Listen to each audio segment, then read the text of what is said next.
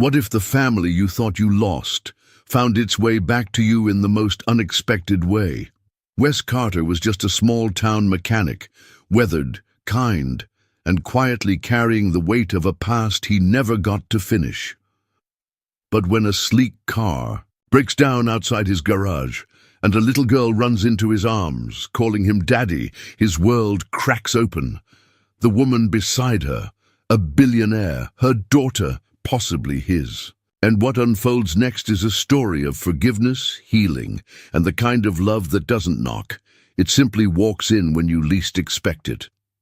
If you believe in second chances, in the quiet power of kindness, and in stories that leave your heart a little fuller than before, this one's for you.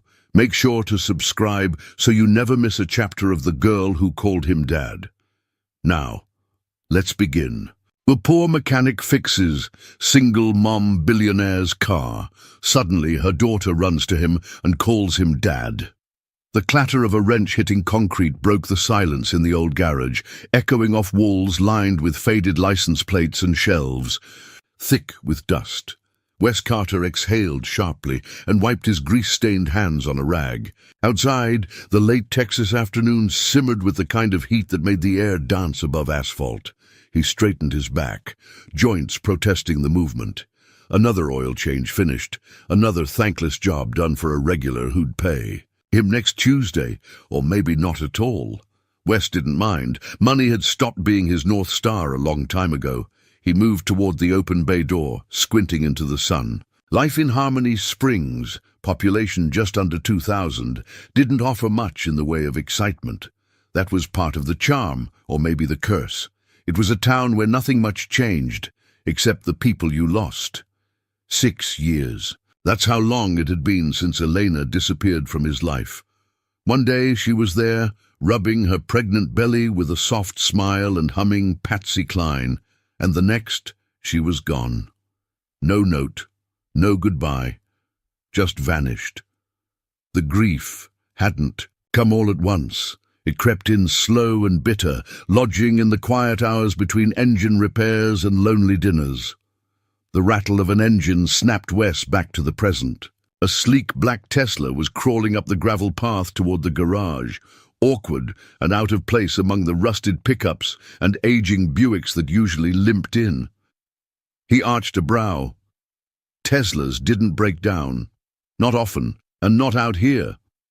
The car stopped short of the bay, its driver's side door swinging open with elegant urgency.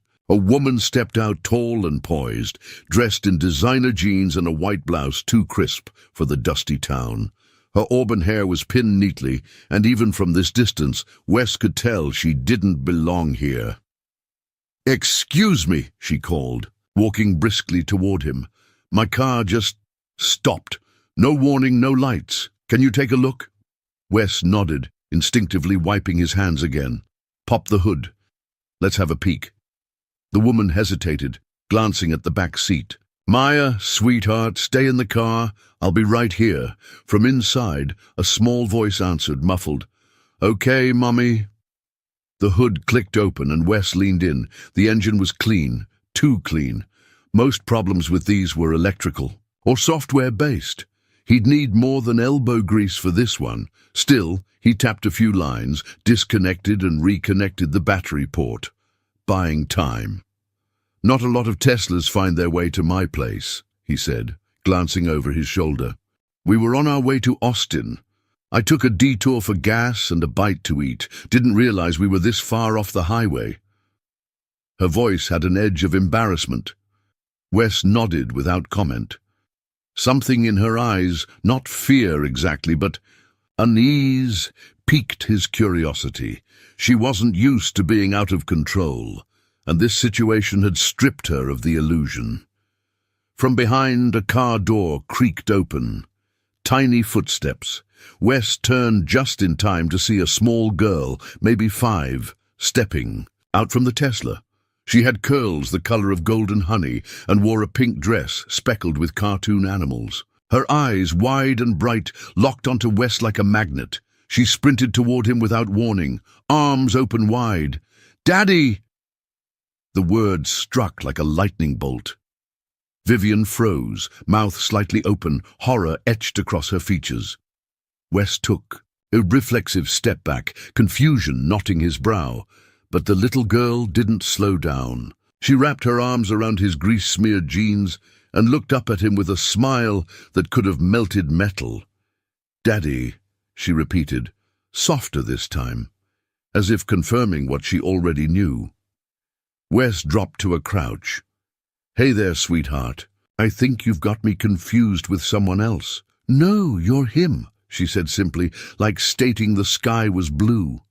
"I saw your picture." Vivian rushed over, gently pulling Maya away. "I'm so sorry. She's just tired. It's been a long day." Wes stood slowly, heart thudding in a rhythm that felt far too familiar. "It's all right," he said, voice steady but inwardly reeling. "Kids got imaginations. And good eyes." Vivian's face was pale, lips pressed tight. "Thank you for checking the car. Is it drivable?" "Not without a reset. I can get you running, but I'd rather run diagnostics to be sure. Might take an hour or so." She hesitated, then gave a tight nod. "Okay, is there somewhere we can wait?" Wes gestured toward a bench shaded by the overhang. "Not fancy, but there's cold water inside. You're welcome to sit a spell." As Vivian guided Maya to the bench, Wes returned to the car. His hands moved mechanically, but his mind was spinning. The girl had his eyes, same stormy grey-blue he saw every morning in the mirror. And the picture? What picture? He didn't believe in signs. Life had taught him that hope was just a setup for heartbreak. But something about this encounter felt like a crack in the world he'd carefully built around his grief. Maybe, just maybe, something was about to change. Vivian Hart kept her eyes on Maya as the little girl sat swinging her legs beside her on the splintered wooden bench. Every few seconds, Maya glanced back at the garage where Wes Carter worked beneath the Tesla's hood. Each glance carried a quiet anticipation, like she expected him to come over and scoop her into his arms. Vivian's hands trembled slightly in her lap. She folded them tighter to still the movement.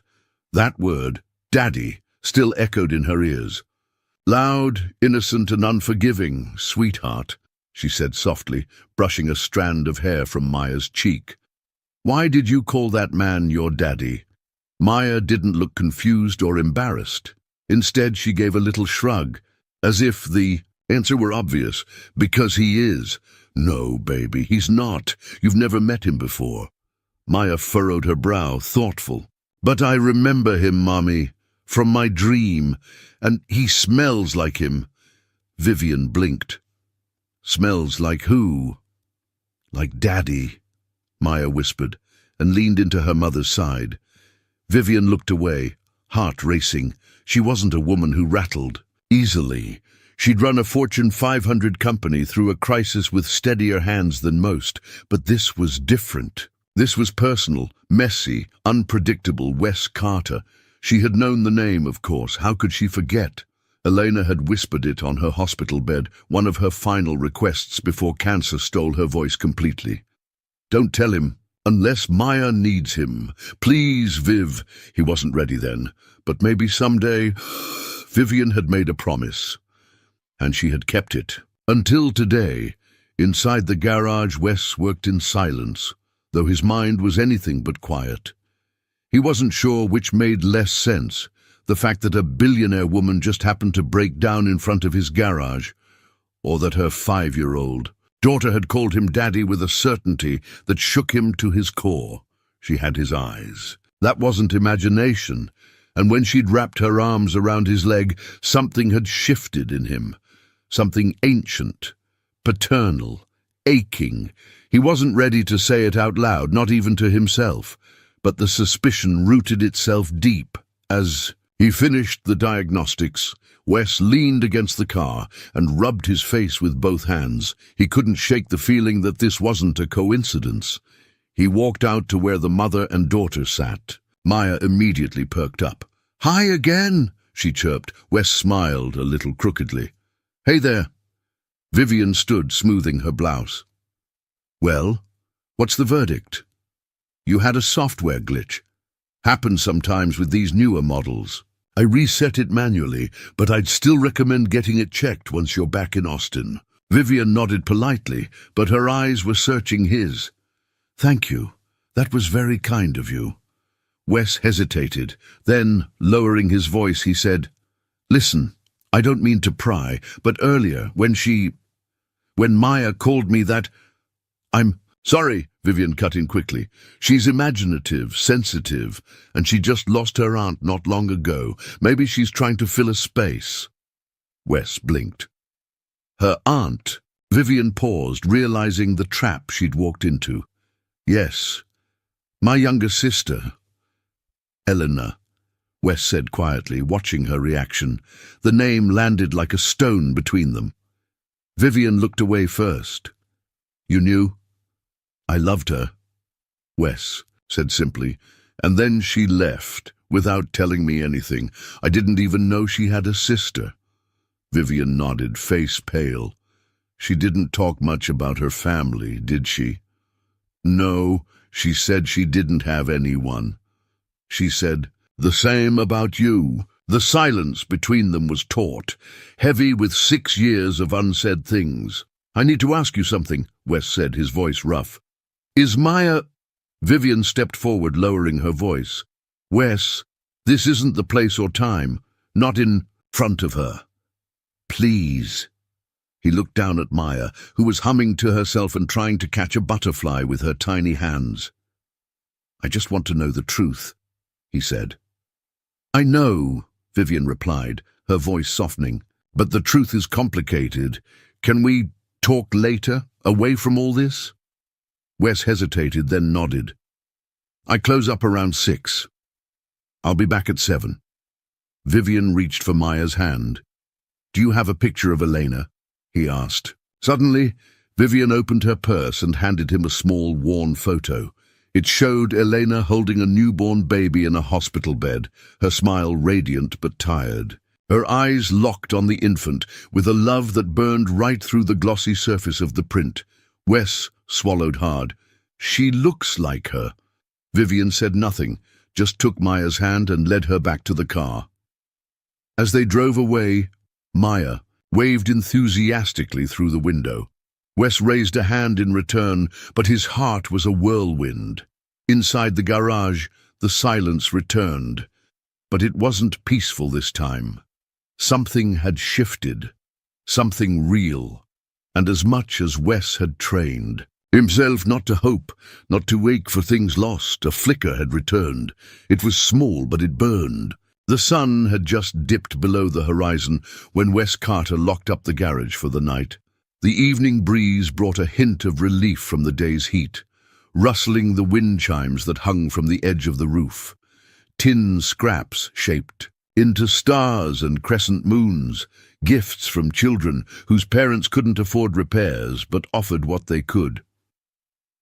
He stood for a long moment at the doorway, hand resting on the deadbolt, heart beating with a rhythm that didn't feel like his own. Vivian was coming back, and she had answers, but he wasn't ready, or maybe he was, in the way people are never really ready for the truth, but know when it's time to face it anyway.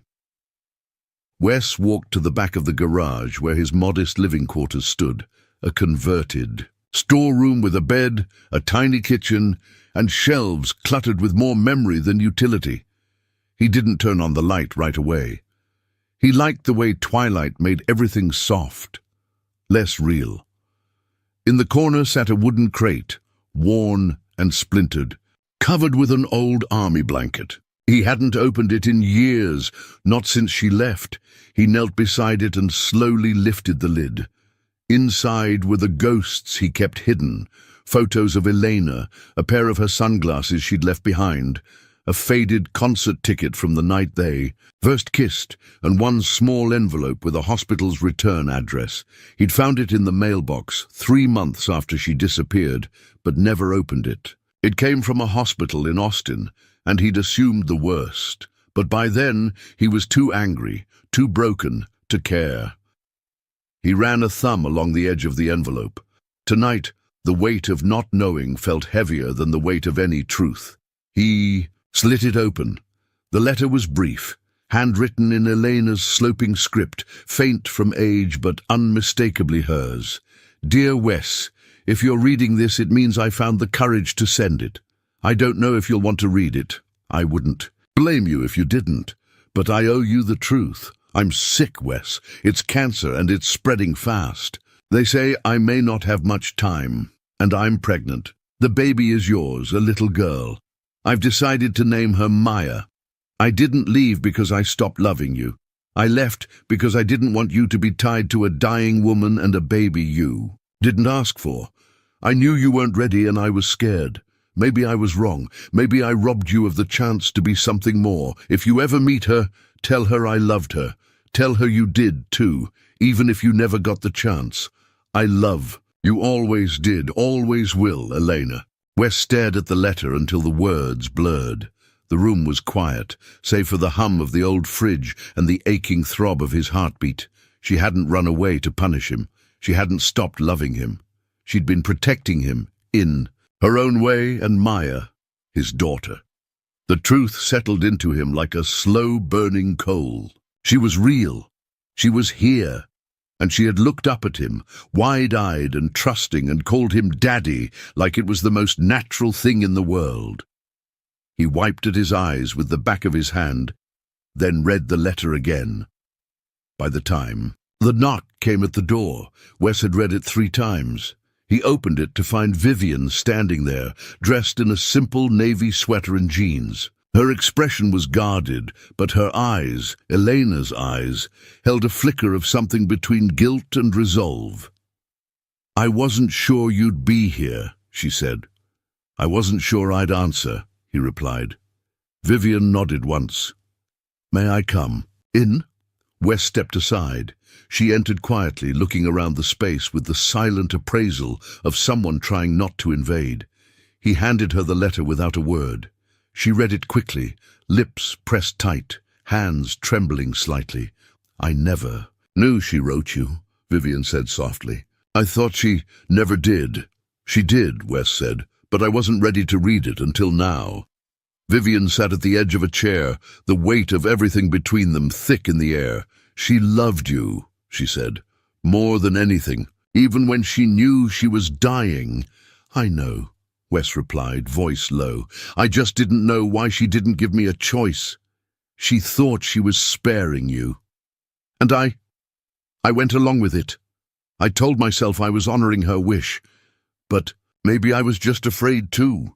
There was no accusation in his voice, only tired acceptance. I would have wanted to know. I needed to know. I realize that now, Vivian said. She looked up, her voice breaking just slightly. She's yours, Wes, Maya. There's no denying it. You saw her. You felt it. I did. And she felt it too. A silence fell between them. Not uncomfortable, but thick with the gravity of what now lay before them. What now? Wes asked. Vivian hesitated.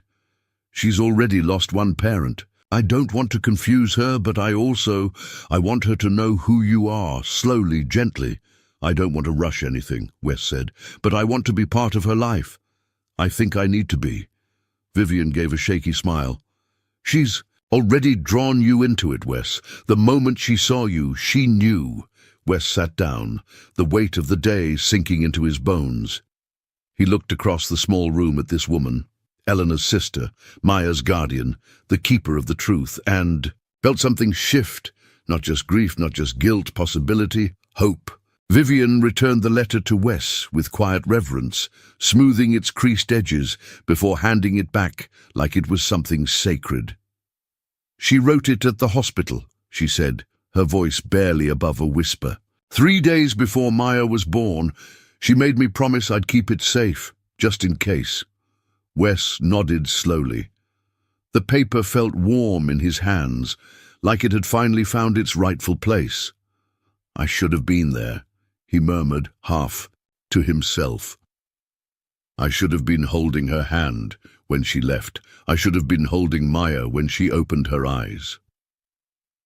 Vivian didn't respond right away. The silence stretched. Gentle, not awkward. It was the kind of stillness that happens when two people are facing a moment too big for quick words. She died quietly, Vivian said finally. Peacefully. She asked for you. Wes looked away, jaw tightening. Then why didn't you tell me? Vivian took a breath.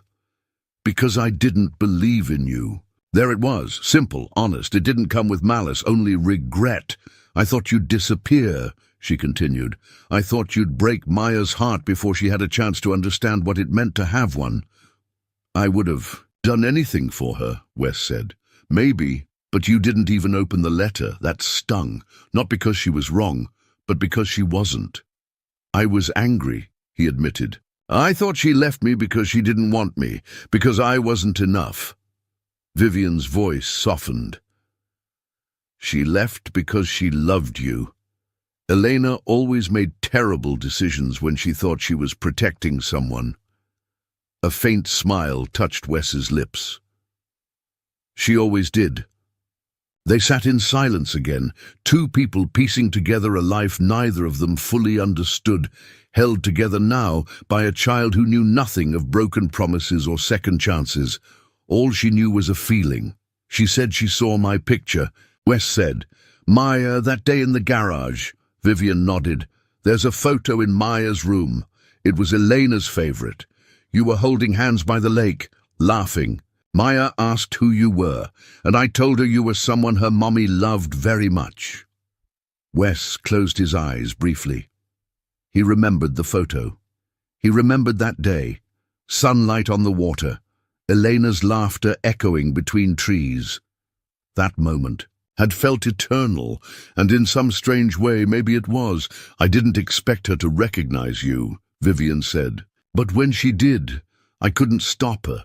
I don't want to confuse her, Wes said, echoing her words from earlier. I don't want to come crashing into her world like a storm she didn't ask for. Vivian met his gaze. She's already in the middle of that storm. The difference is, maybe you're the calm in it. The thought rooted itself in his chest.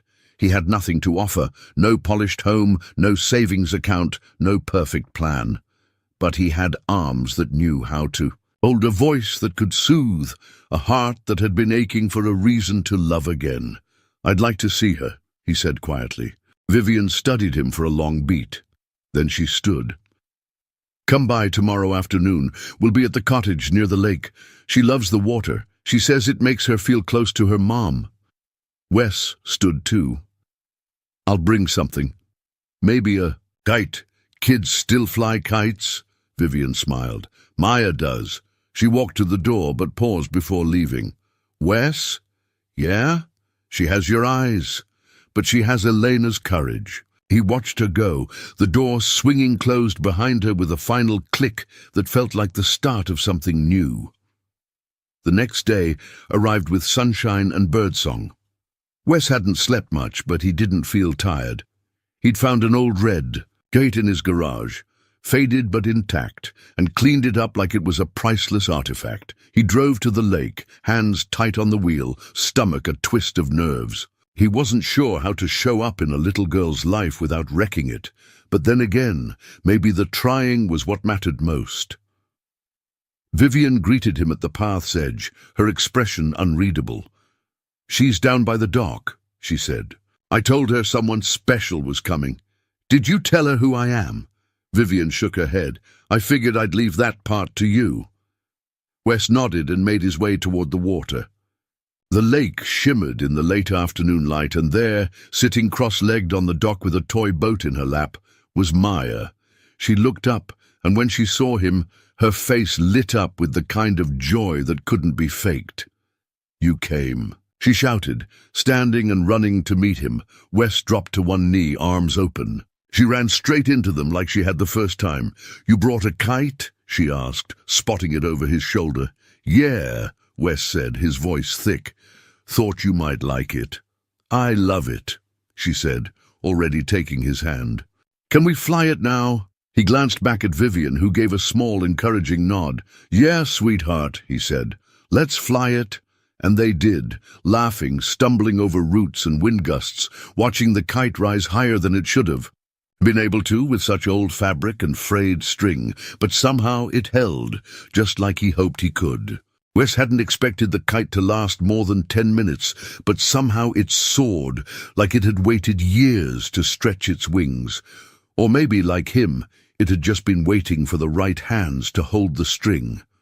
Maya ran in wide, sweeping circles, her laughter filling the open air, a sound so pure it stirred something deep in him, a long-forgotten instinct. Wes followed her, letting her tug him along the shore, as the kite danced above them like it belonged to another world.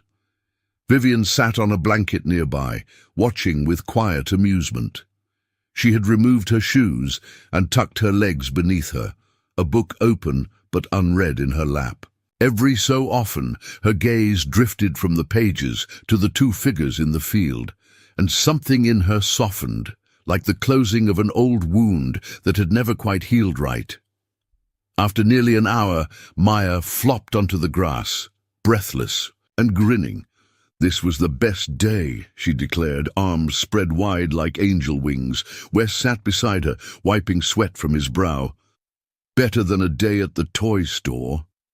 Way better. She turned her head, eyes squinting up at him. Can we do this every weekend? Wes hesitated, the weight of the question heavier than it seemed. He looked over at Vivian, who gave the slightest nod. I'd like that, he said, if your mum's okay with it. She is, Maya answered with confidence. I asked. Her already? Vivian chuckled from her spot beneath a tree. She did, twice. Maya sat up suddenly.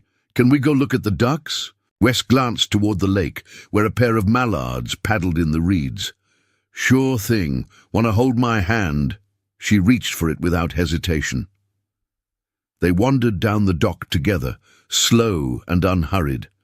Maya skipped every few steps, talking about the names she'd given the ducks last week and how she thought one of them might be having babies soon. Wes let her chatter wash over him like sunlight, natural, unfiltered, and healing. There was a rhythm to her voice that felt like home, even though he had never known what that word truly meant until now. As they watched the ducks glide past, Maya leaned against him. You feel like a daddy, she said, very seriously. Wes looked down at her. How does a daddy feel? Warm, she said without pause. Safe, like you're not going anywhere. He swallowed hard. I'm not, he said quietly.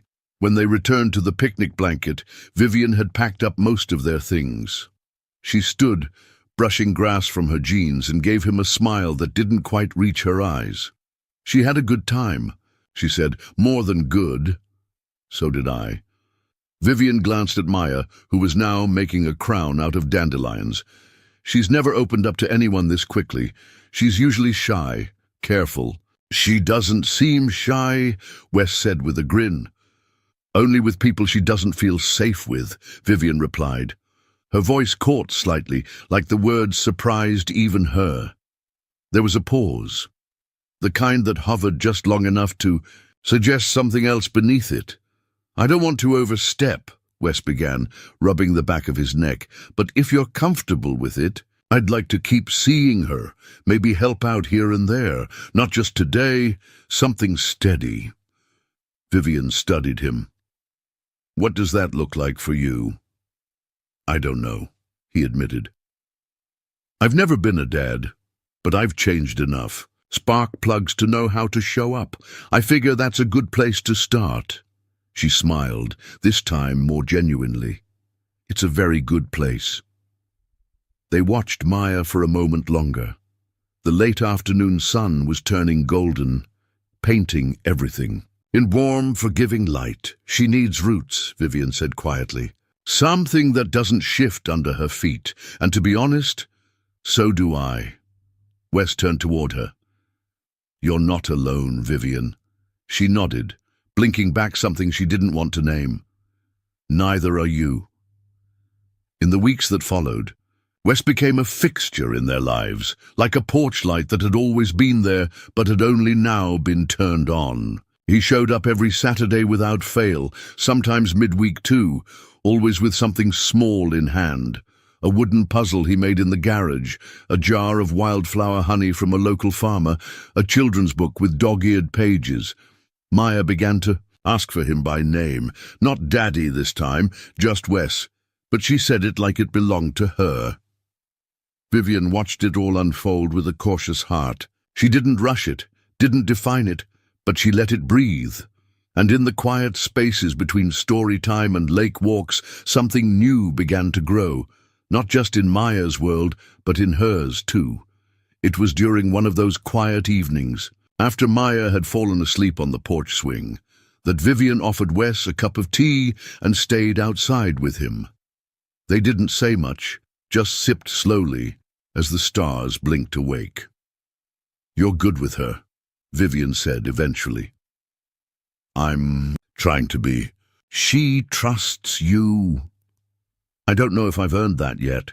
You're earning it every day." The silence that followed wasn't awkward. It was the kind of silence that meant something was coming, but it didn't have to be rushed. "You ever think," Vivian asked softly, "that maybe all the things we thought were endings were really just interruptions?" Wes looked out across the dark water. "If that's true," he said, "then maybe this, us, might be the part where things start to make sense." She didn't answer. She didn't have to. Vivian Hart stood at the kitchen sink, staring out the window into the dusky quiet of their backyard. Fireflies blinked lazily near the garden beds, and wind chimes clinked like distant memories. On the porch, Wes sat beside Maya on the swing, his voice low as he read from one of her bedtime books. Vivian couldn't hear the words, but she didn't need to. She knew the rhythm, knew the way Wes's voice softened when Maya leaned her head against his shoulder, the way his thumb always rubbed gently across the book's spine as he read. She knew those things now, too well. She was grateful for him, deeply. But that wasn't the whole truth, because somewhere between the lake days and Saturday breakfasts, between small favors and unsaid feelings, she had started to want him, and that terrified her. Vivian dried her hands and moved to the doorway just in time to hear Maya's quiet giggle. Wes looked up and met her eyes across the porch. He smiled, simple, genuine, like there was nothing complicated between them. She smiled back, but the guilt twisted behind her ribs like a knot. Later that night, after Maya had fallen asleep with her dandelion crown still in her hair, Vivian stepped out onto the porch with 2 mugs of tea. Wes was still there, sitting on the steps like he was afraid to leave. She handed him one of the mugs. "Chamomile," she said. "Thanks," he murmured, taking it in both hands. She went out fast. "She always does after you visit," Vivian said, sitting beside him. "You wear her out in the best way." They sipped in silence, the stars overhead flickering through the wide-open Texas sky. After a while, Vivian spoke. "Do you ever think about her, Elena?" Wes didn't hesitate. "All the time." "I do too," Vivian admitted. "More now than I have in years. It's like you brought her back into the room." Wes looked at her gently. "I don't want to take her place, Vivian. Not in your life, not in Maya's." "You couldn't," she said. "That's the problem. You're not a replacement, Wes. You're something else, something I wasn't prepared for." Her voice cracked slightly at the edge and she looked away. "I feel like I'm betraying her," she whispered. Wes set down his tea. "By letting someone in." "By letting you in," she said, meeting his gaze. "By feeling something I'm not sure I should feel."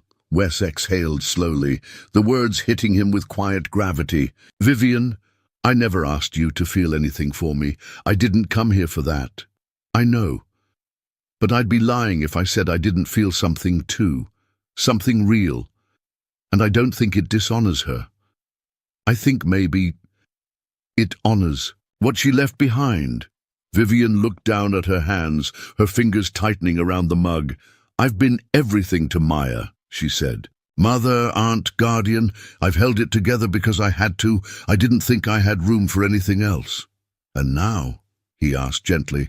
Now there's you, and it's scary. He nodded. It's scary for me, too.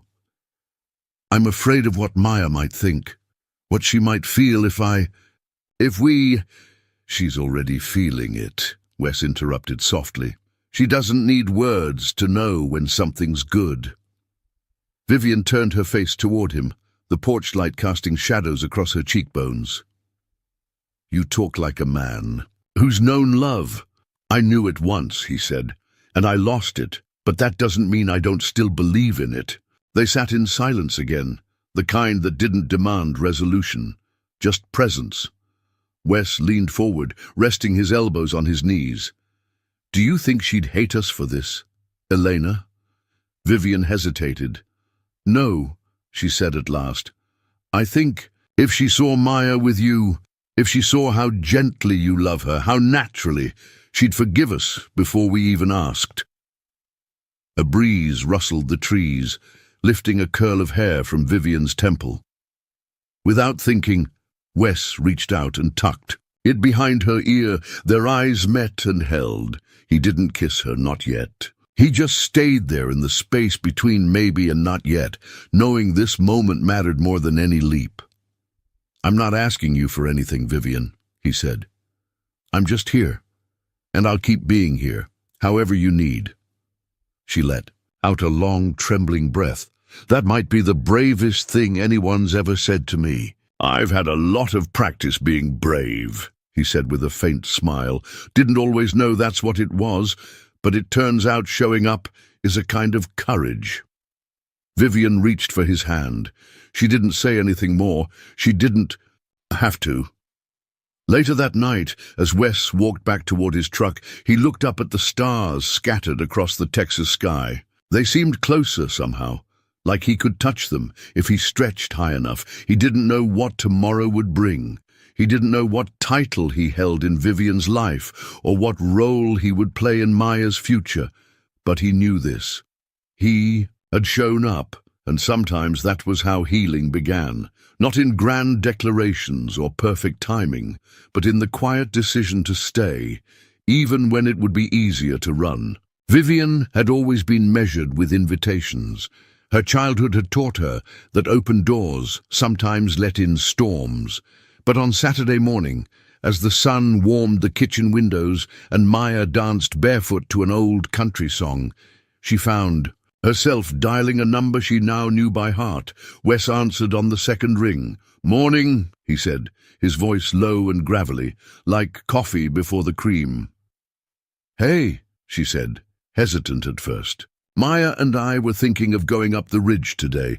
The wildflowers are in bloom. I thought maybe, if you're not busy—" Wes didn't wait for her to finish. "I'm not."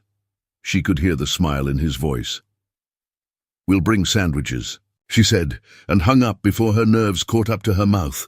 By midday, the three of them were climbing the gentle trail that curved around the lake and opened onto the ridge. The sky was impossibly blue, with only a few soft clouds drifting by like lazy thoughts. Wes carried the picnic basket and a folded quilt under one arm, Maya skipping just ahead of him, collecting dandelions like buried treasure. Vivian followed, at a slower pace, watching them. Her daughter and the man who had quietly, unexpectedly, begun to fill the aching spaces she'd long thought permanent. "Wait for us, mountain goat," Wes called, as Maya scampered up a small slope. She turned and grinned, her arms full of flowers. "I'm fast because I'm little."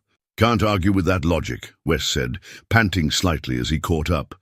Vivian reached the top a moment later and paused, breath catching, not from the climb, but from the view. Before them stretched a wide meadow brushed with wildflowers. Bluebonnets, Indian paintbrushes, and buttercups swaying in unison beneath the breeze. "It looked like something out of a dream." "It's even better than last year," she murmured. "You come here often?" Wes asked. "Every spring. Elena and I used to sneak up here as girls. She called it our secret place. After she passed, I brought Maya. It became ours." Wes unfolded the quilt and spread it under a tall pecan tree. "Mind if I borrow it for the afternoon?" Vivian hesitated, then smiled. "I'd be honored." They ate sandwiches with too much mustard and sweet tea poured into mismatched travel mugs. Maya made a crown of buttercups and insisted Wes wear it. He did, without protest, though his ears turned pink. Vivian laughed, really laughed, and it startled her how good it felt. Not cautious, not forced, just joy, plain and true. After lunch, Maya pulled them both up by the hands. "Let's play statue freeze." "What's that?" Wes asked, feigning confusion. Vivian shook her head. "Oh, you're in for it now." The game involved spinning. Music hummed off-key by Maya, and sudden exaggerated poses when she yelled, "Freeze!" Vivian stuck mid-squat, Wes with arms overhead like a startled scarecrow. They played until their sides hurt from laughing, until Maya collapsed on the quilt in a heap of giggles. When she finally dozed off, curled beneath a patch of shade, with a flower still tucked in her hair, Wes and Vivian sat in the quiet that followed. The breeze shifted, carrying birdsong from the trees and the faint hum of bees. "She loves you," Vivian said suddenly. Wes looked down at Maya, his features soft. "I love her too." Vivian's throat tightened. "She talks about you in her sleep, calls out for you sometimes." "You're already a part of her, Wes." He didn't respond right away. Instead, he looked out over the field, eyes distant but steady. "I've spent most of my life fixing things," he said. "Engines, carburetors, brakes, but this is different. I don't know how to fix a life, Vivian. I don't even know where to start." "You already started," she said. "You showed up. You listened. You let her see your heart. That's more than most fathers give." He turned toward her. "And what about you? What do you need?" The question caught her off guard. For so long, her needs had been secondary. First, to Elena, then to Maya, then to the fortress she built around them both. "I don't know," she admitted, "but for the first time in years, I think I want to find out." They sat in that truth together, neither rushing to fill the space with anything other than presence. Wes leaned back on his elbows. "You know," he said, eyes on the sky, "I used to think love was this big sweeping thing, fireworks and grand gestures. But maybe it's smaller than that. Maybe it's a quiet afternoon on a hill, with mustard on your shirt and flowers in your hair." Vivian smiled. "Maybe it's just being seen." Wes turned to her. "I see you, Vivian, not just as her mother or her sister's keeper. I see you." And there it was again, that space between maybe and not yet. But this time, it felt a little smaller. Vivian reached over and took his hand. They didn't speak. They didn't need to. The wind rustled the wildflowers, and above them, the sky stretched wide and endless, like a future they hadn't dared hope for until now. The storm came in fast, unannounced, like Texas weather often did, blowing in from the west with a wall of angry gray that swallowed the sun in a matter of minutes. Wes barely had time to shutter the garage windows before the sky cracked open. Rain lashed sideways, hammering the tin roof like a freight train. Thunder shook the walls, and somewhere in the distance a power line popped, sending sparks into the night. He watched it all from the doorway, heart heavy. Earlier that day, Vivian had offered him something unexpected, not just kind words or time with Maya. She'd offered to invest in rebuilding the garage. "I've been thinking," she'd said, her voice tentative. "You could expand, add a lift, maybe even hire someone part-time. I could help, just to get you started." Wes had nodded, lips pressed tight, but something in him had recoiled. Help from her. He wasn't sure what bruised him more, her generosity or the fact that he needed it. Now, standing in the dark as the wind peeled off a strip of the garage's roof, Wes felt the weight of it, all pressing down. The insulation flapped like torn sails, tools clattered from shelves. A lifetime of patchwork stability, unraveling in real time. He stepped inside, lit the old lantern, and sat on a stool beneath a leaking beam. Rainwater pooled near his boots, and the smell of oil and pine cleaner filled the air like a memory. He Should have said thank you. Instead, he'd said something that had shut her down cold. I'm not one of your charity projects, Vivian. It hadn't come out the way he meant. But that didn't matter now. Vivian paced the living room, arms crossed tightly against her chest, listening to the storm batter the windows. Maya was asleep upstairs, blissfully unaware, but Vivian couldn't shake the echo of Wes's voice. Not angry, just guarded. She understood pride, understood the years he'd spent standing on his own, head down, hands calloused from surviving. But still, she hadn't expected the wall he'd thrown up so fast. It hurt more than she wanted to admit, not because he'd rejected the offer, but because he'd misunderstood the heart behind it. She hadn't seen him as weak. She saw him as family. Vivian sat down, pressing her fingers to her temples. Maybe she had moved too fast. Maybe they were all just pretending they could outrun their grief and build something new out of borrowed time. The phone rang. She answered before the second ring. Wes? There was silence for a beat. Then his voice, quiet, gravelly, and broken around the edges. The roof's gone. Her breath caught. Are you okay? Yeah, he said. Garage took the worst of it. Lost some tools, some parts. Nothing I can't replace. But something in his voice said otherwise. I'll come over, she began. No. The word was firm, final. Vivian froze. Why not? I need some time, he said. Just some space to figure out what the hell I'm doing. Her voice softened. Wes, this doesn't change anything. You don't have to go through this alone. I've always gone through it alone. Well, maybe that's the part that needs changing. Silence again. She could almost hear him shaking his head on the other end. I'm no good at being someone's future, Vivian, he said. I thought I could be, but maybe I'm just a guy with a broken roof and too much pride. Vivian's throat tightened. You're more than that, Wes. You're so much more.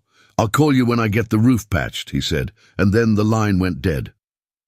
Wes didn't sleep that night. He tried. Laid down on the cot in the back room with the rain still dripping through a crack in the ceiling.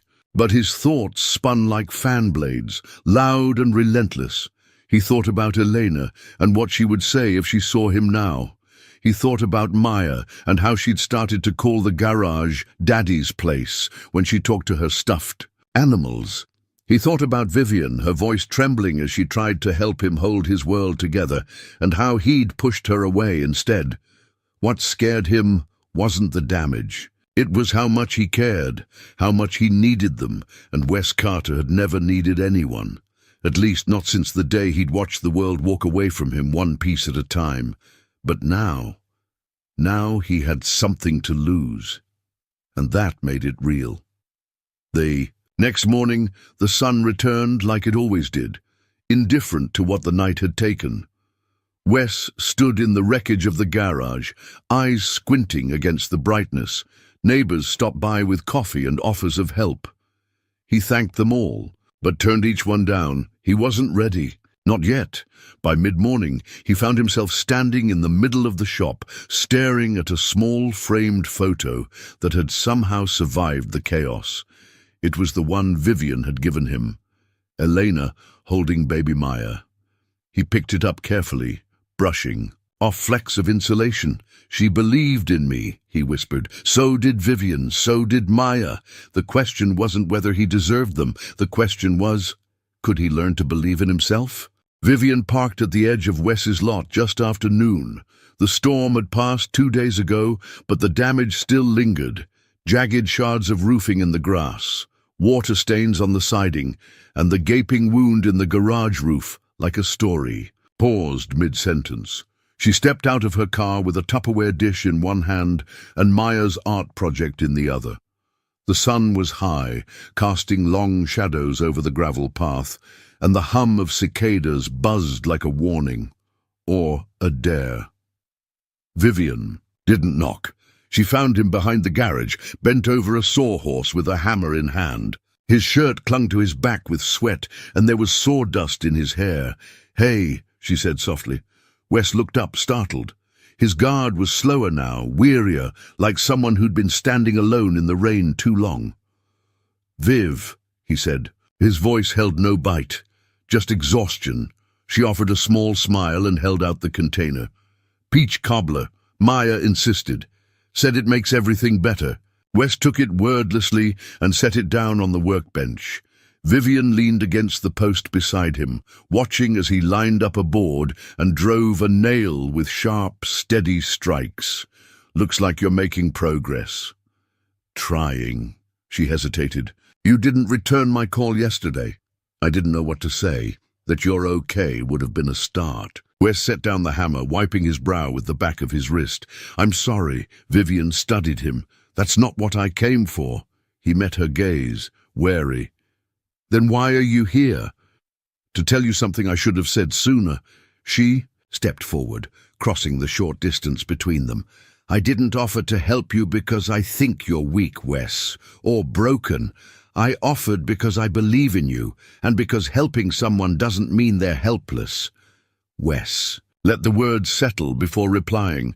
"I've spent so long doing it all myself," he said. "I don't know how to let anyone in without feeling like I'm giving something up." Vivian softened.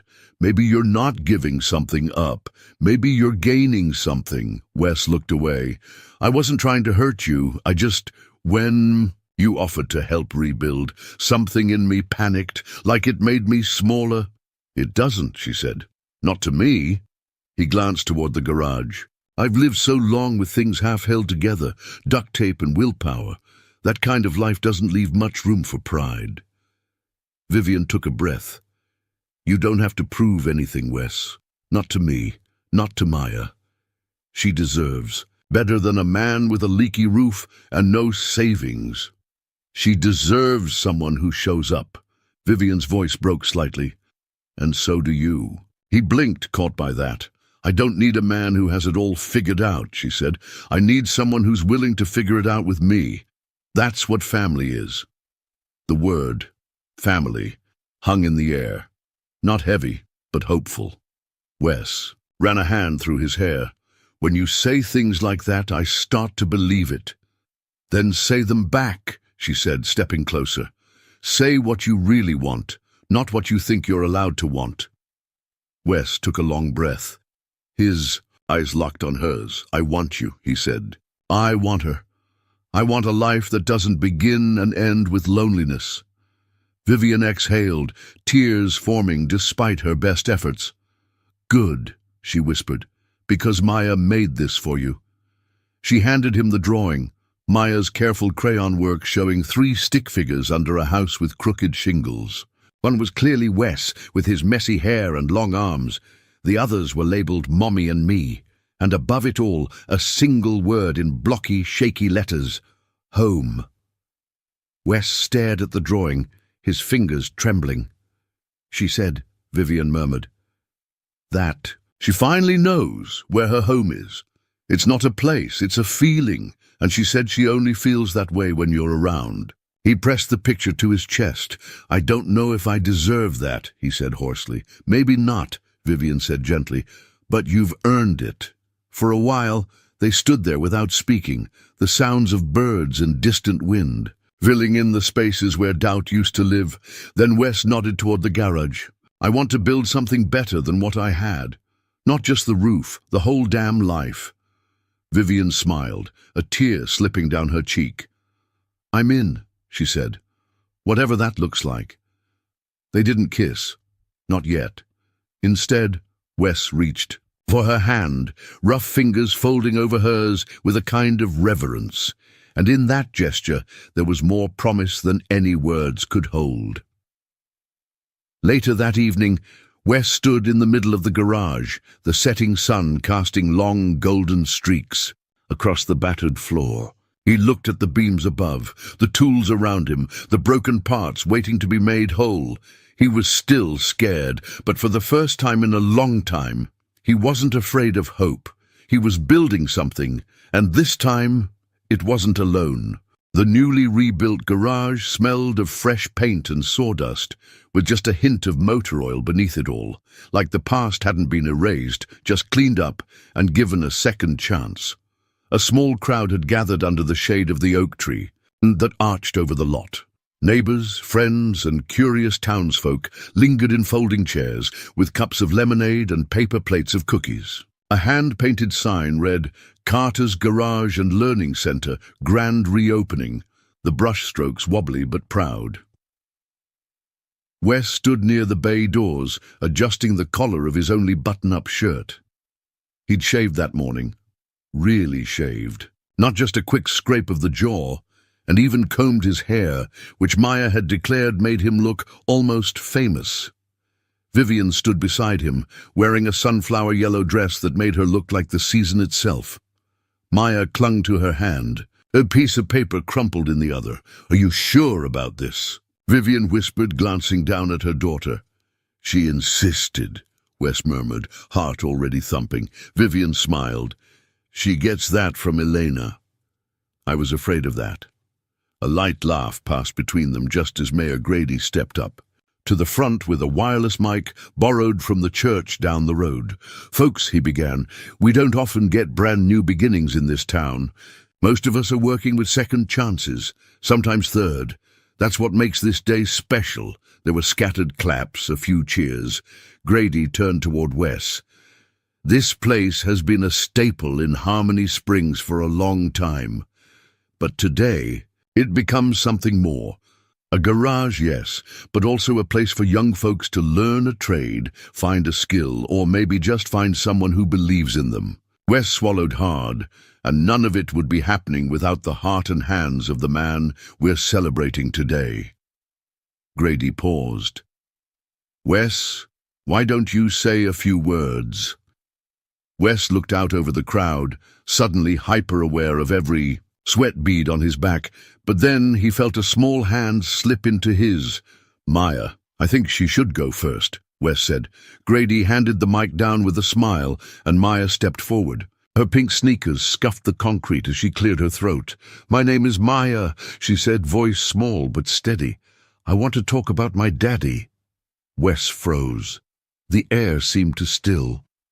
"Sometimes," she continued, "your daddy doesn't come when you're born. Sometimes he comes later, like a surprise you didn't know you were waiting for." A hush fell over the crowd. "My daddy teaches me how to fix things," she said. "But not just cars. He fixes days. He fixes sad feelings. He even fixed my mommy's smile." Vivian covered her mouth with one hand. Maya looked over at Wes. "He doesn't always know he's being brave. But he is. And I love him." There was a pause, long and beautiful. "I just wanted everyone to know." She handed the mic back to the mayor, then walked straight to Wes and wrapped her arms around his legs, holding tight. The clapping began slowly, then built into something whole, a rhythm of hands that spoke louder than any words. Wes knelt to hug Maya, burying his face in her shoulder, blinking fast. "Thank you, sweetheart," he whispered. "That was the bravest speech I've ever heard. I learned from the best," she whispered back. Later, after the crowd had thinned and the lemonade table had been cleared, Wes stood in the middle of the garage, watching the light pour in through the new windows. Vivian leaned in the doorway, arms crossed, her eyes soft with something that felt a lot like peace. "You okay?" she asked. "I'm better than okay."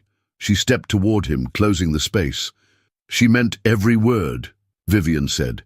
"Even the parts that made me cry." Wes smiled, still amazed. "I didn't expect that, not from a 5-year-old. "She's not just 5, Vivian said. "She's 5 with a soul that's been through more than most people twice her age. But she's healing.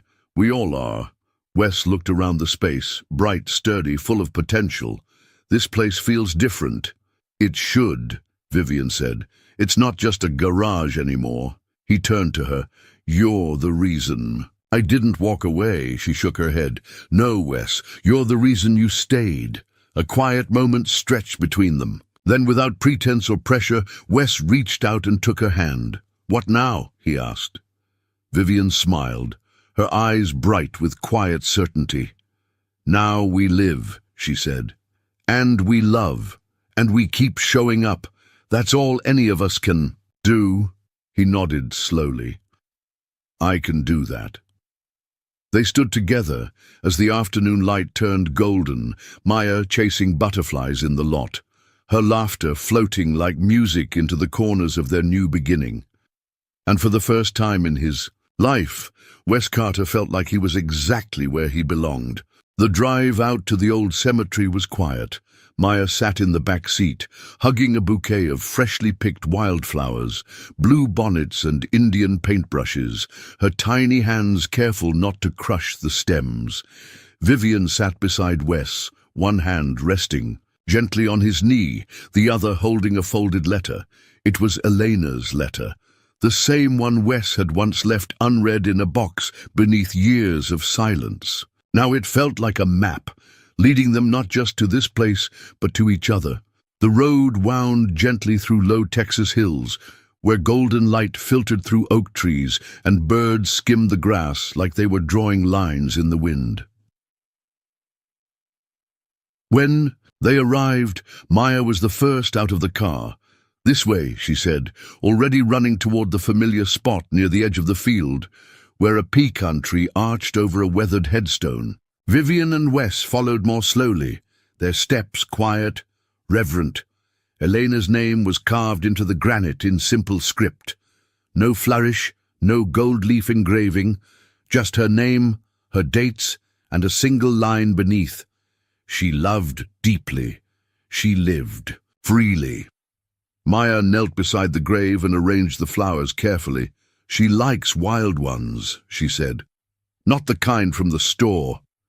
"She always did," Vivian replied, her voice thick with memory. Wes stood back, unsure at first how to approach. For a moment, he felt like a trespasser, a man arriving too late to the story he should have been part of from the start. But Maya turned and took his hand, pulling him gently forward. "It's okay," she said, like she could read his thoughts. "She knows you now." Vivian unfolded the letter and offered it to him. "Would you like to read it?" Wes took it. With both hands, nodding, he cleared his throat, voice low. "Elena, I missed so many things I didn't know I was missing. The sound of your laugh in the morning, the way your eyes lit up when you talked about the baby, the life we could have. But today I brought her to you. Our girl, she's everything you hoped she'd be. Brave, curious, kind, and somehow more forgiving than I could ever deserve. She's teaching me how to love again, how to be a father, slowly, clumsily, but honestly. And Vivian, your sister has carried more than you could ever imagine. She held us both when we didn't even know we needed holding. I'm learning to live again, Elena, and I promise I will protect what you left behind with everything I've got." He folded the paper with careful fingers and tucked it under a small rock by the headstone. The wind picked up slightly, lifting Maya's curls as she looked up at Wes. "Can we say goodbye now?" she asked. "Yes, sweetheart," Wes said, crouching beside her. "But not a sad goodbye, just the kind that means we'll carry her with us." Maya nodded solemnly and pressed her hand against the stone. "Goodbye, Mommy," she whispered. "Thank you for finding Daddy for me." Vivian wiped her eyes. Wes reached for her hand and held it tightly. They stood there for a long while, letting the quiet wrap around them like a blessing. Eventually, they began the walk back to the car. The sun dipped low behind the hills, casting everything in golden light. Maya skipped ahead, chasing butterflies and humming a tune of her own invention. Vivian looked over at Wes. "Do you think she really feels her?" "I think kids know things we forget," Wes said. "She feels what matters." Vivian exhaled deeply. "You know, I didn't think I'd get here."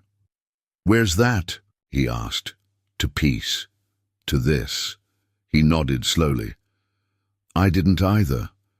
They watched Maya twirl in the tall grass, her laughter filling the space like wind chimes in spring. And in that moment, there was no grief, no regret, just love, bright and alive and right in front of them.